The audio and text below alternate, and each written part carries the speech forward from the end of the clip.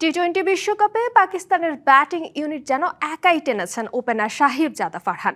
2 শতক করে টুর্নামেন্টের সর্বোচ্চ রান সংগ্রাহক তো বটেই, এই শর্টার ফরম্যাটের বিশ্বকাপের এই আসরে এখন সর্বোচ্চ রানের মালিক তিনি।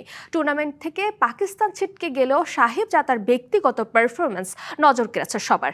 শেষ ম্যাচে শ্রীলঙ্কার বিপক্ষে হাঁকিয়েছেন শতক।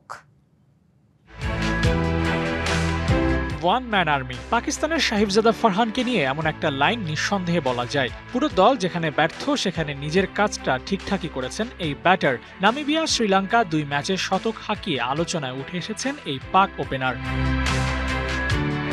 এই বিশ্বকাপ আসরটা শাহিবজাদা ফারহানের জন্য একটু বেশি স্পেশাল ছিল। টি-20 ক্যারিয়ারের 2টি শতকই পেয়েছেন এই বিশ্বকাপে। এছাড়াও বিরাট কোহলির সর্বোচ্চ রানের রেকর্ড ভেঙে 383 রান করে নিজের নামে রেকর্ড গড়েছেন এই ব্যাটার। শেষ ম্যাচে শতক হাঁকিয়েও যখন হেরে মাঠ ছাড়লেন তখন এই সেঞ্চুরিও যেন ফিকে হয়ে গেছে, যেমনটা বললেন ফারহান নিজেই। টেকট্রা মিক্সার গ্রাইন্ডার ঝামেলা কমায়, সময় বাঁচায়।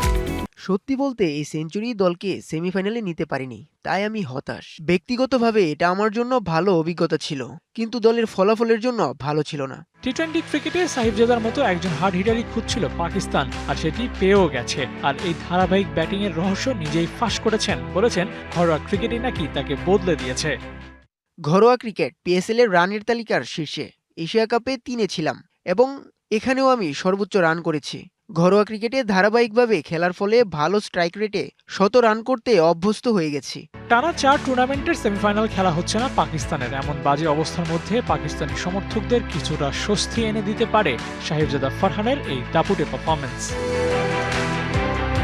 Abu Naim, DBC news.